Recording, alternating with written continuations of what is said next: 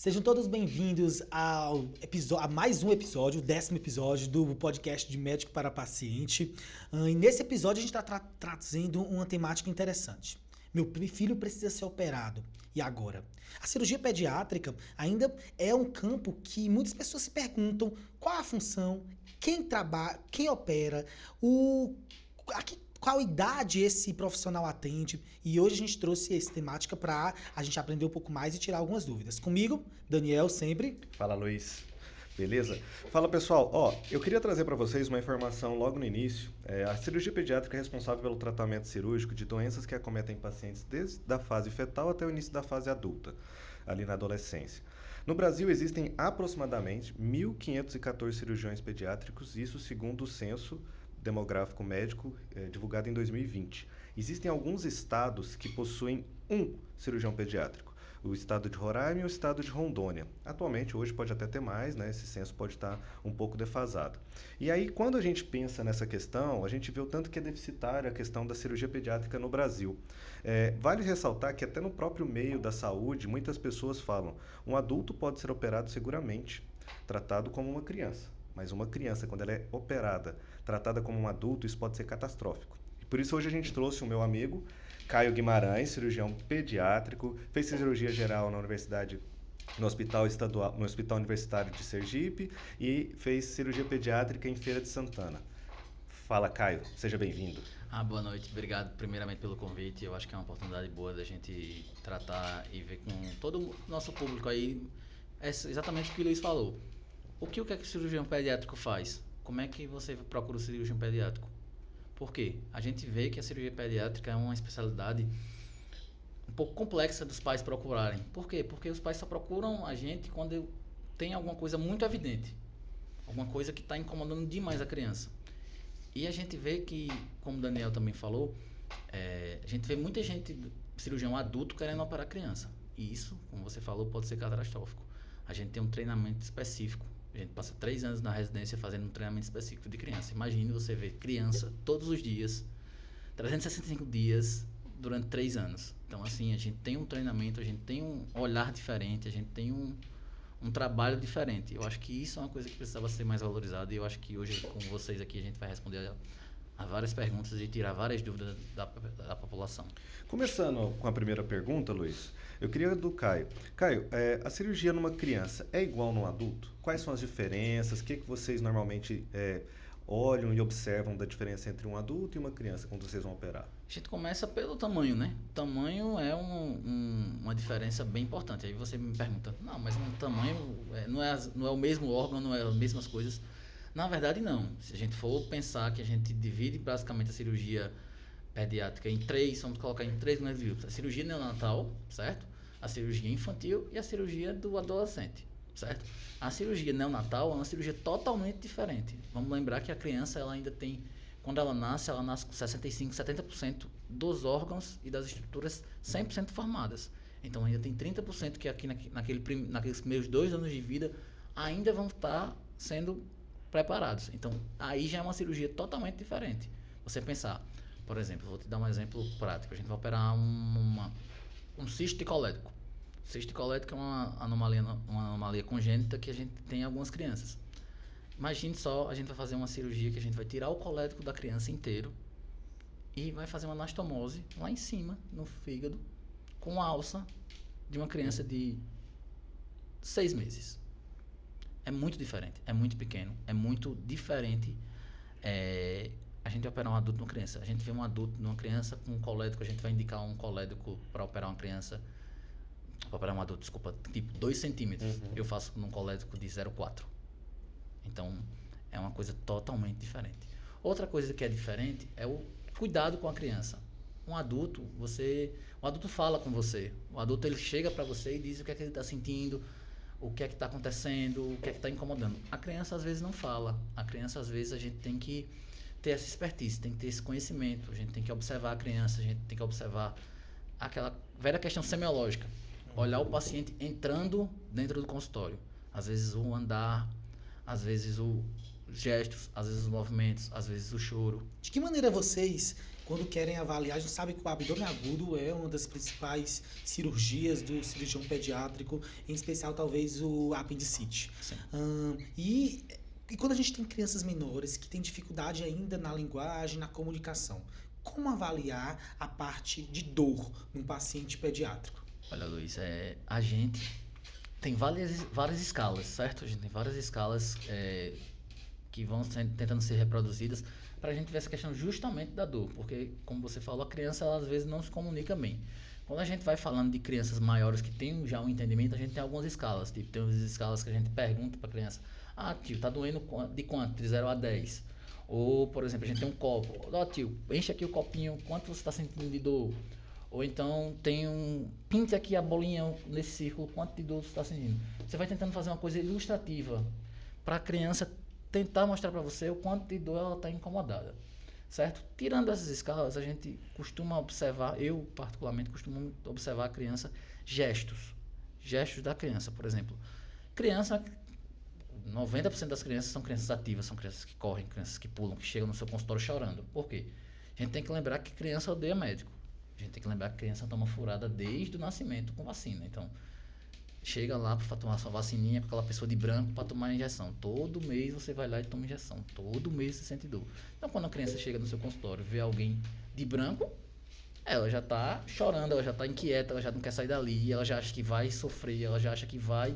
Então, aquela criança que chega quietinha, aquela criança que chega com aquela pegando assim na barriga, aquela criança que não tá interagindo com ninguém, tá com aquilo lá fundo. Então, essa criança, você sabe que é aquela criança que tá com alguma coisa que a gente tem que ter um cuidado. Claro que vai chegar aquela criança que esperneia, que grita, que pula, que não... Mas aquela criança que chega quietinha no consultório, uma das primeiras coisas que eu pergunto pro pai: ó, pai, fulaninho é quietinho assim? Não, doutor, ele não é quietinho assim. Ele tá dos 2 dias pra cá, ele começou a ficar mais quietinho, não querer comer. Isso. A impressão da família é uma coisa importante, né, nos diagnósticos de doenças pediátricas. Desde quadros abdominais, com mudança de comportamento, desde crianças menores com doenças como hidrocefalia, que acumula água na cabeça. Às vezes eu tenho uma alteração comportamental, não vai ter a clássica síndrome de dor de cabeça, náuseas, vômitos. A alteração do comportamento, o olhar mais fundo, o andado diferente. Então, faz parte da consulta, quando eu atendo criança, é a gente perceber o que a mãe coloca como diferente. A mãe conhece muito bem seu filho. Quando a mãe diz: doutor, ele está diferente, fica atento. É exatamente isso, Luiz. Você tocou nesse ponto que é importante. A relação médico-paciente com a criança, a gente tem um pouco diferente. A gente não tem aquela relação médico-paciente com a criança como é no adulto. Eu tenho uma relação meu paciente, às vezes a família entra um pouco no jogo, mas na criança, a relação médico-família é muito importante. A relação médico-família na criança ela é de fundamental importância para o tratamento da criança. Por quê? Porque você tem que lembrar o seguinte: aquela mãe, aquele pai, aquela avó, aquele tio, que às vezes entra todo mundo no consultório, né? Às vezes é aquela bagunça, é aquela zona.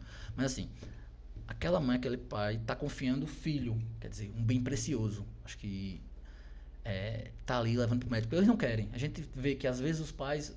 Diagnóstico de criança é difícil, às vezes, porque os pais ficam em casa segurando a criança. Porque não quer levar pro médico. E às vezes é por medo. Às vezes não vou levar pro médico, porque esse médico vai dizer que ele tem alguma coisa, ele vai ter que operar. E ai meu Deus, se ele for ter que operar, ele tem risco de morrer. Então a gente consegue ver isso, a aflição dos pais quando vai levar o filho ao médico. Então quando eles chegam lá e começam a falar, que o filho está diferente, que percebeu que o filho não é assim, que o filho tá mais quieto, tá mais choroso, tá mais... Eu acho engraçado, por exemplo, vou dar um caso de hoje. Hoje eu estava no consultório. Aí chegou uma mãe: doutor, meu filho chegou, tá com dor, tá reclamando de dor. Mas ele é assim, ele é meio dengoso, sabe? Mas ele tá com dor. Eu conheço meu filho, ele é meio dengoso, ele tem ele não reclama muito de dor por pouca coisa, mas essa dor tá muito incomodando ele. Eu falei: não, mãe, vamos ver, assim, uma coisa que a senhora tá vendo, a gente tem que correr atrás, a gente tem que procurar. E a gente, geralmente, quando a gente procura, a gente acha alguma coisa, né? Sentir dor é uma coisa que eu sou chato. Eu sou chato com dor. Porque, assim, ninguém gosta de sentir dor. Se você está sentindo dor, é por alguma coisa. Então, a gente tem que procurar saber o que é que está acontecendo. Não dá pra gente fazer, não, isso aí é só uma dorzinha, vai pra casa, toma dipirona e que vai resolver. Eu não sou a favor disso, não. Eu acho que a gente tem que procurar. Claro, a gente não vai ficar procurando pelo em coisa, né? Mas assim, eu acho que a gente tem que procurar. Em criança a gente tem que ter essa atenção maior, porque às vezes a dor é o começo de alguma coisa. A dor é um começo de algo maior. Então a gente tem que ter um cuidado maior, eu acho isso. Tocando nesse assunto da questão do envolvimento da família e da questão da confiança da criança, hoje a gente já tem alguns estudos, já mostraram até, e já tem vários hospitais no Brasil, que muitas vezes a criança quando vai para o centro cirúrgico vai num carrinho, né, para deixar ela mais envolvida, às vezes deixam, os pais muitas vezes entram no centro cirúrgico e antes, até o ato anestésico, o pai está lá junto para dar confiança para a criança, até para ajudar o anestesista, para vocês, e ajuda a estreitar os laços. E na parte, eu tenho uma experiência também que eu tive, de vez em quando a gente faz uns exames em criança, e normalmente sempre elas trazem alguma coisa, um brinquedinho, às vezes tem uma fraldinha que gosta mais, e os pais muitas vezes querem ficar... Às vezes os pais querem participar do exame todo, eu não tenho problema, eu deixo. Se o anestesista também não tiver problema, eles assistem o exame. Mas às vezes os pais só querem ficar ali naquele momento, porque quando começa o exame eles começam a querer passar mal, então aí vai ser um problema para mim, né? Mas ali até aquele momento da criança começar a dormir, eu acho bastante importante, sabe? Que deixa a criança muito envolvida com a gente, que é da equipe médica, e a família meio que se sente acolhida. Existem nesses trabalhos aí que eles mostram que a questão da dor, que é o que você estava falando, ela é melhor tolerada pela criança quando ela tem esse envolvimento, né? Quando ela chega com carrinho, com a equipe brincando e tal, já tem normalmente até a equipe da cirurgia pediátrica, né? A equipe da enfermagem, dos técnicos já são mais sensibilizados, né? Já chega brincando, tem um balãozinho com uma luva ali, vai explicando, então meio que não vai se tornar algo lúdico, mas a gente tenta deixar o máximo, né, possível. Muitas vezes até o local da recuperação anestésica é bonitinho, né? Tem alguma coisinha ali e tal, às vezes tem um brinquedo, né? Eu acho importante isso aí, o que vocês falaram. Eu acho que tudo que a gente possa fazer para melhorar a dor na criança, né, tornar a experiência menos traumática é importante. Nesse ponto aí, Daniel, eu acho legal. Eu tenho experiência no meu hospital, a gente tem um hospital, que eu fiz a residência, a gente tem um hospital enorme. A gente tem um hospital de 6 andares, só de 5 andares de criança e um andar de centro obstétrico. Então, também para ter os NEOs. E o hospital da gente era todo pintado, todo galinha pintadinha e seus afins. Para entrar no centro cirúrgico tinha o hall de espera todo pintado, paredes pintadas. E a gente tinha realmente essa interação da família, da criança, da gente ter a família, trazer a família pra gente. Eu acho muito importante trazer a família pra gente, porque assim, quando a família não tá com a gente, quando a família não acredita na equipe, quando a família está desconfiada, é muito ruim. Porque não é o paciente, é a família. Então começa a vários questionamentos, várias coisas que na criança, e principalmente na criança, tomam um rumo muito ruim. Então assim, eu acho que essa questão da gente tentar fazer a coisa lúdica é importante. E essa relação médico-paciente, médico-família e criança, ela perpassa até esses cuidados de pós-operatório. A gente vê muitas vezes, além das UTIs geriátricas, existem as UTIs pediátricas, né, onde concentram os pediatras, os intensivistas pediatras e tudo. Como é que tu vê a vivência da criança, sobre a visão da criança nesse momento de pós-operatório em UTI pediátrica? Você acha que faz diferença? E como a presença da família em algumas UTIs mais humanizadas, elas estão presentes? Olha, Luiz, a gente sabe que UTI não é um lugar que ninguém quer estar, né? UTI é um lugar ruim, assim. Eu sempre gosto de dizer aos pais, mas olha, seu filho está aqui porque seu filho está grave. Ninguém vem para UTI passear ou para... Então, assim, e a gente sabe que a UTI é um lugar que a gente é imprevisível. A gente, às vezes, está lá, aquele silêncio, aquele momento tranquilo, de repente, uma criança piora, uma criança para. Então, numa UTI, todo mundo está vendo, né? Infelizmente, a gente não... Na maioria das nossas UTIs não tem não é aquela UTIzinha separada, que fica, tipo, os quartinhos, que... Não, é uma UTI de corredor. Então, tipo, vamos dizer que você esteja no corredor aí, Daniel seja uma criança, parou, você está vendo tudo aquilo ali. Então, isso é uma coisa que é complexa para a criança. Assim, ela começa a vivenciar e ter experiência com... Traumático, morte. Traumático. Né? Não é fácil, não. Imagine só uma criança de, sei lá, uma criança de 8 anos, por exemplo. É uma criança que já entende as coisas, ela não é uma criança que...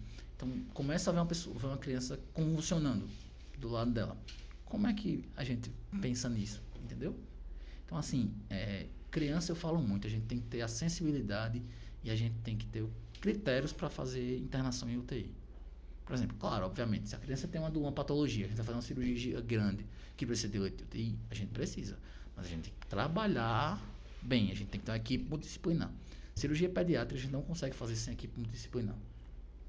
A gente não consegue, porque a gente precisa do assistente social para trabalhar com aquela família, a gente precisa do psicólogo para trabalhar com aquela família, a gente precisa da equipe da enfermagem para trabalhar com aquela família, a gente precisa trabalhar com o intensivista junto. Por quê? A gente precisa tirar aquela criança o mais rápido possível da UTI. Cada tempo que ela está passando ali é mais trauma. Além de todo o processo cirúrgico, né? A gente não estou nem falando do processo cirúrgico em si, porque uma criança que vai para uma UTI, ela passou por um processo cirúrgico grave, falando da parte cirúrgica. Mas ainda tem essa questão aí que a criança pode ficar traumatizada. A gente viu, na minha residência, a gente teve algumas experiências que crianças precisaram ficar fazendo acompanhamento psicológico depois, porque viram coisas, e os familiares também, porque é o seguinte, geralmente na UTI pediátrica, diferente da UTI do adulto, o pai fica um acompanhante no leito, do lado do leito. Não é assim, não é mais como na UTI de adulto, que geralmente o paciente fica lá só, tem uma hora da visita. Não, na UTI pediátrica, a mãe, ou o pai, ou enfim, fica do lado da criança. Então, por exemplo, vou te dar um exemplo simples. A gente vai fazer um acesso central na UTI. Todos os pais saem da UTI. Se não for uma UTI separadinha, todo mundo sai da UTI. Por quê? Porque se der algum problema lá, a gente não quer todo mundo aflito, mas a gente também entende que no momento que eu estou na UTI, que meu filho está na UTI, meu filho está bem, mas todo mundo sai da UTI, eu não sei como é que meu filho vai voltar. Imagina isso para os pais também. Na pediatria a gente tem muito isso. Crianças doentes, e aí Luiz, na neurologia aqui, são os campeões. O pai e a mãe, eles acabam deixando um pouco a vida deles para viver a vida do filho doente. Isso é um problema social muito grave. Você deixar a sua vida. Conheço várias mães que deixaram de trabalhar, deixaram de se cuidar, deixaram de viver, de ser mulher, para estar dentro de um hospital, dentro de um UTI com um filho. Isso é uma coisa que a gente tem que pensar como médico. A doença de uma criança muda todo o contexto socioeconômico de uma família. Não é só a criança doente. Os pais ficam doentes. Então, como eu falei, o acompanhamento, o tratamento multidisciplinar para a criança é de suma importância, seja para a criança, seja para a família. A gente tem um ecossistema. O tratamento tem que ser do ecossistema, não só da criança. Certo? Eu vejo bem dessa coisa. O Luiz deve falar, porque assim, os campeões mundiais disso aí é os pacientes neuropatas. Dentro da neurocirurgia, a neurocirurgia pediátrica é uma área voltada aí para a criança, para o adolescente, e que tem que haver essa pegada. A gente está tratando patologias muito comuns, hidrocefalia, tumor cerebral, que é o segundo tumor mais comum na criança é no cérebro. Então a gente está tratando patologias que são extremamente graves, tanto para a morbidade, para a mortalidade, quanto as sequelas cognitivas, desenvolvimento. E a mãe e a família, eles acabam tendo um co-sofrimento, né? Um sofrimento mútuo que mobiliza a família. Então cabe realmente a gente, junto com essa equipe multidisciplinar, fazer todo o acolhimento, humanização e principalmente informar. É importante, quando eu falo do ponto de vista da neurocirurgia pediátrica, quando você fala do tratamento do paciente abdômen agudo ou doenças congênitas, falar em relação a riscos, falar em relação e orientar a informação. Né? A informação é que faz com que ele perceba que estamos fazendo o melhor para aquela situação. Acho que quando a gente fala de criança e idoso, essa comunicação ela tem que ser muito forte. Claro. Você tem que estar muito junto da família para mostrar que você está fazendo o melhor possível. E reafirmar os steps do tratamento, o caminho que está sendo proposto. Exato, concordo. Até para Daniel deve ter experiência. Imagina aqueles menininhos que tem aquelas estenoses de esôfago. Como é que a mãe toma de conta? Não, fica preocupada. Exatamente. E normalmente é bem complexa essa questão de estenose de esôfago, quando tem algum tipo de patologia que a gente precisa ficar fazendo procedimento semanal, essas coisas. Mas ainda mais é o seguinte, aquela comidinha, a gente não tem a política de ter a comida barata e disponível. Então a mãe tem que fazer uma comida manual. Então imagine. Ela acaba destruindo aquele ecossistema. E o difícil também é que muitas vezes não dá, a gente tem que fazer uma restrição alimentar, no meu caso. Às vezes não dá para tomar, não dá para comer. Muitas vezes quando a criança é um pouco maior, ela já gosta de comer alimento mais sólido e a gente está dilatando, tá precisando, ela vai ter que ficar um tempo comer alimento líquido, ficar bebendo bastante água, essas coisas.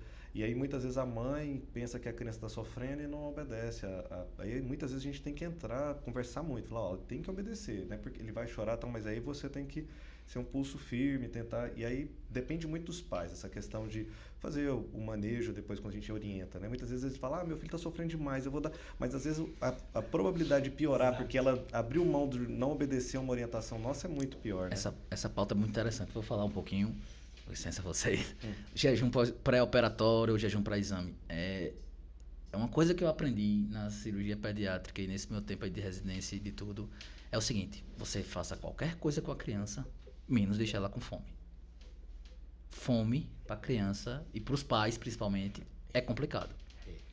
Os pais ficam enlouquecidos. Você vai operar uma criança e por isso que você pode prestar atenção. Eu, particularmente, tento operar todas as minhas crianças de manhã. Não dá para operar. Estresse na enfermaria, no apartamento. Não dá para operar de noite. Por exemplo, a gente tem aqui o HC que tem as cirurgias e a galera, não, pega um turno à noite, eu filho, só se for para eu apanhar. Só se for para o povo dar em mim, eu não consegui operar ninguém. Porque é o seguinte, elas não escondido. Já peguei paciente que foi para UTI, broncoaspirou comida, que a mãe mentiu, dizendo que, não, doutor, não comeu desde ontem de meia-noite. Quando a gente operou o menino, quando foi tirado ali da máscara, Nossa. Broncoaspirou, teve que entubar e UTI. Então, assim, jejum pré-operatório para a família, pra gente explicar isso. E pra gente explicar assim, mãe, é o seguinte, porque assim, às vezes a cirurgia, vou falar agora um pouco de SUS, cirurgia pediátrica, como o Daniel falou, nós somos 1.500 cirurgiões pediátricos no Brasil. Muito pouco, gente. Muito pouco, muito pouco. Inclusive a médica da Roraima, ela foi a R+, da minha R+. Eu conheço ela. Então, assim, por exemplo, o SUS não consegue operar. Então, assim, aquela criança às vezes está esperando 5 anos para operar uma hernia inguinal. Colocar uma patologia simples, uma hernia inguinal. Aí chegou no dia, a mãe, por qualquer coisa, deu uma comida. Você acha que ela vai dizer que deu a comida? Ela não diz. Ela coloca a criança em risco por causa de não perder o procedimento. Eu já vi isso acontecer e não foi uma, não foi duas. E olha que a gente faz o checklist, cirurgia segura, a enfermeira pergunta, o anestesista pergunta, o cirurgião pergunta, e a mãe lá, não, doutor, não comeu nada não. E quando chega lá na hora, comeu. Então, assim, jejum pré-operatório é uma coisa séria. Para criança, para adulto, com certeza, para criança mais ainda. Então, papais e mamães que estão escutando no nosso podcast, por gentileza, sigam o jejum pré-operatório que a gente indicar. Eu agradeço. Hoje, durante a tarde, a gente abriu caixinha de pergunta e aí eu pedi pro pessoal mandar pergunta pra gente conversar. E uma das perguntas pra gente fazer pro Caio era se é necessário levar, toda criança precisa passar alguma vez por um cirurgião pediátrico. No caso dessa paciente, ela tinha uma criança de 8 anos, nunca tinha ido num cirurgião pediátrico. De maneira preventiva. Existe isso? Como é que é? Não, a gente não tem que ir no cirurgião pediátrico. Mas aqui no pediatra. Isso que eu ia falar. Criança não precisa ir no cirurgião pediátrico, mas a criança precisa daqueles steps, como vou usar as palavras de Luiz agora que eu acho bonito, steps. Precisa seguir os steps. E o step principal para a gente da cirurgia pediátrica chama-se puericultura. Uma puericultura bem feita, ela vai conseguir indicar as principais patologias da criança. Por exemplo, uma puericultura vai ver uma hérnia inguinal, uma puericultura vai ver uma hérnia umbilical, uma puericultura vai ver uma fimose mais avançada. Uma criança que está sendo bem acompanhada, que está tendo infecção urinária de repetição, precisa dar uma levada para o cirurgião pediátrico. Criança que está com alguma lesão no corpo, algum cisto no pescoço, alguma lândra no pescoço. Então, assim, por o cirurgião pediátrico em si não tem essa... preciso levar para fazer um check-up. Não existe isso. Mas, assim, uma boa puericultura, um bom atendimento com o pediatra e um bom pediatra, ele vai indicar o cirurgião pediátrico. Existem muito mais coisas que o cirurgião pediátrico precisava avaliar do que a gente avalia por causa disso, pela desinformação. Seja pela família por não ter condição de ser acompanhado pelo pediatra, e seja por não ter esse cuidado adequado. Mas assim, ter que ir no cirurgião pediátrico não tem que ir, não. E outra pergunta, desculpa, Luiz, que fizeram pra gente, só para eu terminar, que eu só recebi 2, não sei se você recebeu mais. A outra pergunta era de uma seguidora da gente, que ela falou que um filho dela fez uma cirurgia de apendicectomia, tem 7 anos, e como que ela estava tendo dificuldade para manter o pós-operatório na questão de atividade física, que o menino gostava muito de jogar bola e tal. O que ela poderia fazer? Assim, eu fico imaginando quando faz uma cirurgia cardíaca que tem que ter um pós-operatório muito mais rigoroso, né? Como é que vocês lidam com questão de pós-operatório nas crianças? Como que vocês orientam os pais nessas questões de criança muito ativa? Olha, Daniel, é o seguinte, eu sempre sou muito aberto com os pais, certo? Criança, por si só, é um ser que não vai se comportar, né? Nisso aí a gente tem total entendimento. Só que assim, se eu chegar pra você é o pai, eu operei seu filho, não estou desejando operar seu filho. Mas se eu chegar pra você, Daniel, não, pô, teu filho é danadinho mesmo, ele gosta de pular, de correr, deixa ele fazer o que quiser. Eu não posso dizer isso. Então, o que é que eu oriento aos pais? Olha, pai, tentem fazer o máximo possível que vocês puderem pra criança ter um repouso. É importante, porque a gente, por exemplo, no caso de uma apendicectomia, a gente fecha a poneurose, tem um ponto, aquele ponto leva um tempo para ficar fixo, para cicatrizar. Então, segura o máximo que você conseguir, certo? Obviamente, não se culpe se você não conseguir, porque às vezes a gente vira de lado e a criança sai pulando. Exato. Agora sim, o que a gente não pode ter é essa questão de não, libera geral, a criança é inquieta e eu não vou tentar fazer nada porque a criança é inquieta. Aí também não dá, entendeu? Então a gente tem que ter um equilíbrio. Eu sempre converso com os pais. Tentem o máximo deixar quieto, certo? Mas não se culpem se vocês não deixarem se ela não conseguir ficar quieta o tempo todo. Às vezes eu sempre chego brincando, né? As crianças, eu chego num consultório e e aí se comportou, aí a criança toda desconfiada. Me comportei. Aí a mãe, comportou não, doutor. Ela tava pulando, ela tava brincando, ela tava querendo. Eu sei, mamãe, fique tranquila. Vamos olhar aqui a cirurgia? Então, assim, eu tento fazer essa relação. Eu acho que a gente volta naquele ponto. É relação médico-paciente e médico-família. A orientação é geralmente 15 dias de repouso absoluto e 30 dias para atividades físicas de esforço. A gente segue essa para cirurgias comuns, assim. Tô falando tipo apendicectomia, colestectomia, esplenectomia. Mas assim, a gente também sabe que não vai ser repouso absoluto. Então a gente também tem esse limiar. Então a gente tem que conversar bem com a família. A família tem que estar ciente também que se a criança for espivitada, a criança fizer a coisa e abrir a sutura e a gente não diz não é erro técnico, é erro da família. Então a gente tem que ter uma conversa boa. Eu acho que tendo uma conversa boa, explicando direitinho tudo vai bem. Uma situação que para agitar o plantão de cirurgião pediátrico, de endoscopista, acidentalmente uma criança engole um corpo estranho.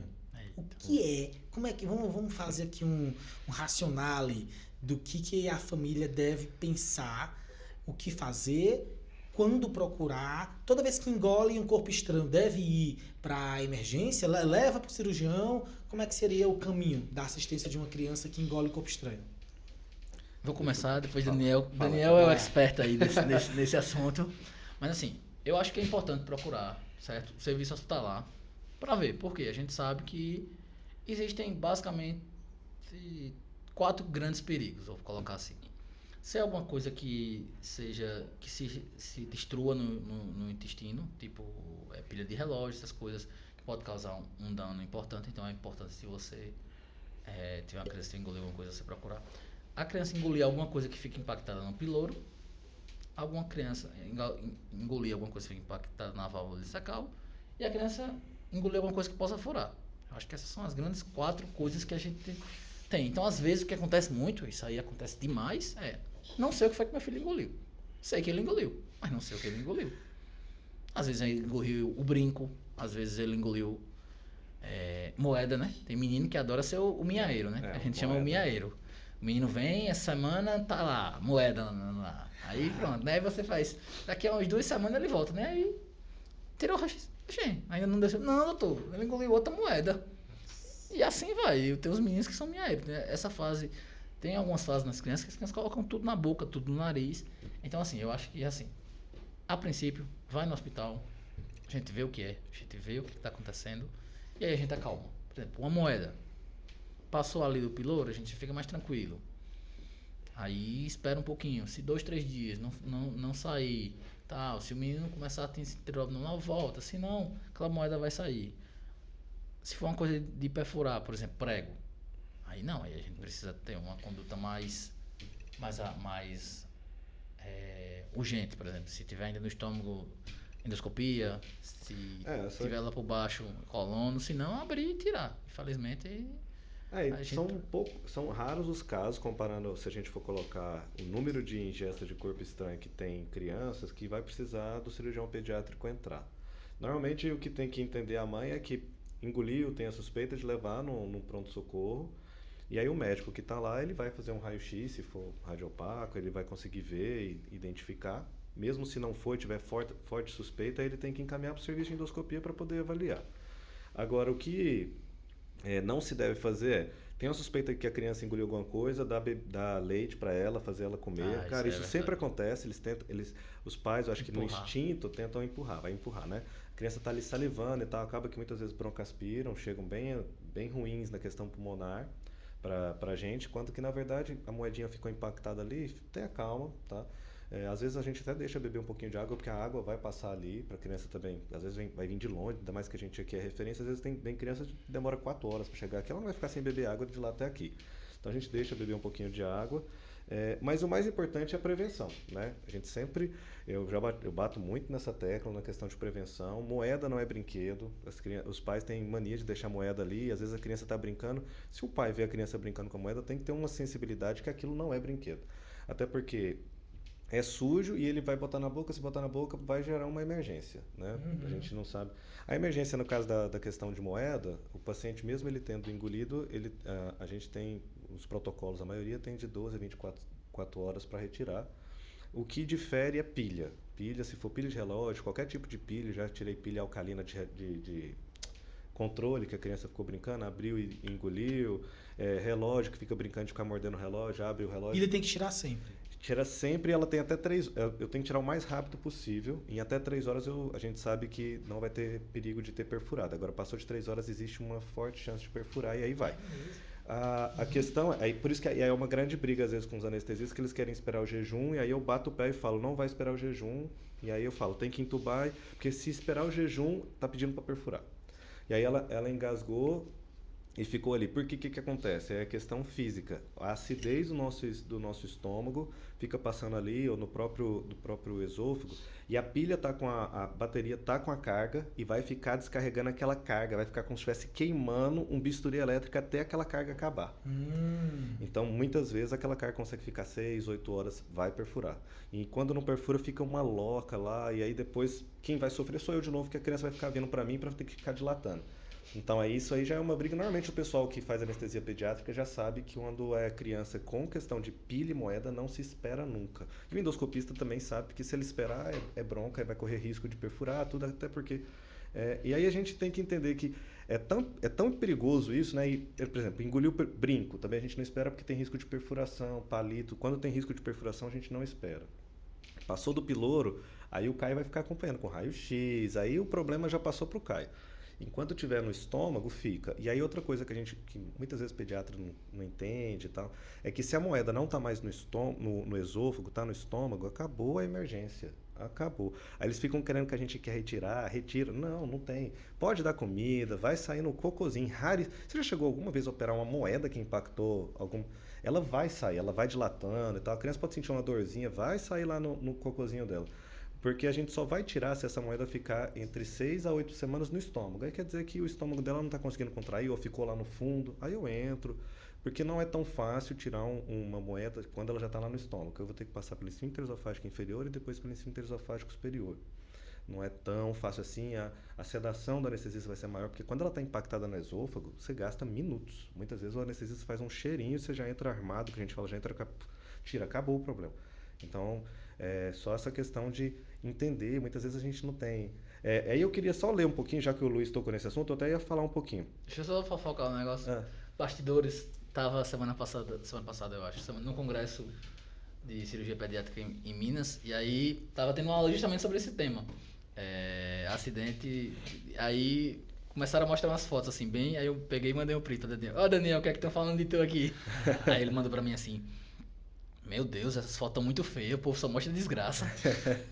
Mas um tema que a gente discute no nosso congresso de cirurgia pediátrica. Porque quando queima, essa questão de pilha quando queima, cara, e quando engole pilha de controle, ela vai pro estômago, nossa, é uma tragédia, porque ela abre lá, ela meio que estoura lá. Existe alguma recomendação quanto prevenção que você foi trazendo aqui?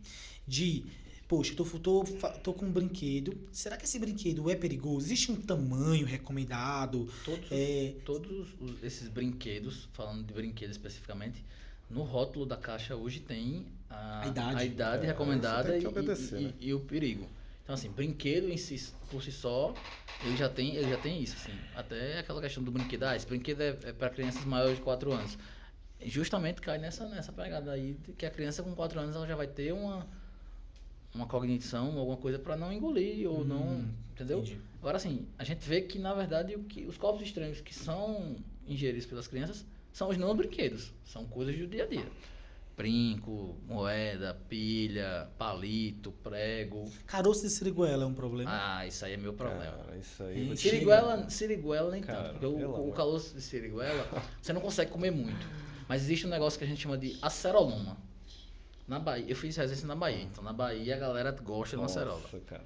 E eu vou contar um caso aqui pra vocês verem o quanto é sério. Eu tenho uns casos na minha residência, porque, como eu disse, 365 dias, 3 anos, tratando de criança, você tem muito caso. E triste. É fatídico, na verdade, assim, eu falo, assim, mas assim, é fatídico. A gente tem muita impactação fecal por acerola. Por quê? Porque os meninos vão lá pro pé de acerola e começam a comer acerola com o casca e caroço, igual o caroço. Se você não teve a curiosidade e viu o caroço, você vê que o caroço da acerola, ele é áspero. Ele não é um carocinho assim, lisinho. Por isso que a siriguela é grandão, assim, então é mais difícil. Mas ainda engole. Engole, que eu já engoli quando era criança. Mas é isso que eu tô dizendo a você. Mas ele engole 1, 2. Ele não engole pra impactar. A acerola não. A acerola gostosinho, vai te comendo. E o que acontece? Essas acerolas, elas impactam ali no sigmoide. E o que acontece? A criança, como o caroço é áspero, sangra. Então chega uma criança no nosso hospital com 6 dias de sangramento retal. Sangramento retal e muita dor para fazer cocô e sangramento. Chegou como o quê? Abuso. Suspeita de abuso. E aí o que aconteceu? Chamou o conselho tutelar. Não, e pior, que essas crianças sempre dão azar, né? A criança tinha um padrasto. E aí o que aconteceu? Ai, meu Deus. Mataram o padrasto da criança. Meu Deus. Pensando que a criança tinha sido abusada. Quando a gente fez o exame, na verdade era por impactação de acerola. Então a criança não tinha nada de abuso. A criança estava com dor, a criança estava com sangramento retal. A criança andava com as perninhas abertas, porque assim, dói muito. Imagina o caroço da acerola lá, a peristalse arranhando. Então dói muito. Então assim, é uma coisa que acontece muito. Engolir caroço de acerola, caroço de umbu. Siriguela é grande, eu nunca peguei impactação por siriguela. A acerola a gente já chamava de aceroloma. É uma aceroloma. E assim, não dá pra gente fazer a remoção manual, porque é o mesmo princípio. Se a gente for com o dedo lá, a gente vai rasgar tudo e a criança não aguenta. Então tem que levar no centro cirúrgico, tem que anestesiar, a gente, dependendo do tamanho da criança, a gente faz até uma hack, pra também dar uma liberada no esfíncter pra ajudar a gente. E aí é catar caroço, tirar caroço. E impacta mesmo, a criança fica constipada, a criança fica com barrigão, com dor, andando com a perninha aberta, sangrando. Então assim, se você pegar um lugar que não tiver estrutura ou alguém que não tem experiência, come bola como abuso. Que isso é muito grave. E isso não aconteceu só uma vez, assim. Eu tô falando assim, falei o caso mais extremo que a gente ficou sabendo que mataram o cara, os populares mataram o cara pensando que o cara tinha abusado da criança. Então assim, é uma coisa séria. Foi a caroço da acerola. Então assim, a gente tem que ter cuidado com as crianças, assim. Criança não é para ficar só, criança não é para comer tudo que quer. A gente tem que ter uma supervisão. Não dá pra gente soltar criança no mundo, não. Senão, acontece coisa ruim, infelizmente. Abuso sexual. Já que tu puxou essa temática, tem uma pergunta aqui na caixinha que foi colocada: dor em região genital. A gente sabe que existem algumas patologias típicas da infância, a parte de testículo no menino. De que maneira a gente avaliar a dor genital e também excluir a possibilidade de um possível abuso sexual? Isso aí faz parte da nossa vivência, né? Questão de exame. Escroto agudo. Isso. A questão do exame da região genital, por exemplo, eu dou aula na faculdade para os meninos e a gente tem um ambulatório de CIP. E aí eu explico, a gente vai palpar abdômen e tal, e aí vai chegar na região testicular, a gente vai palpar os testículos, ver se os testículos estão no lugar, vai palpar a região inguinal, ver se vai ter questão de hérnia, e vai ter que expor a glande para a gente ver questão de fimose. Então, assim, é uma coisa comum a gente expor a região genital, mas, por exemplo, eu particularmente, coisa que eu aprendi na faculdade, eu não examino, principalmente meninas, sozinho. Qualquer menina, eu peço para alguém vir na sala. Também já tive comigo não, mas já tive histórias de pessoas que os pais... Porque assim, por exemplo, eu vou dar um exemplo. A gente tem uma patologia na criança que se chama sinéquia vulvar. Ou seja, a vagina da criança, da menina, ela não nasce aberta, ela nasce fechada com umas pregas, certo? Então, ela tá lá, não é no ímen, tá?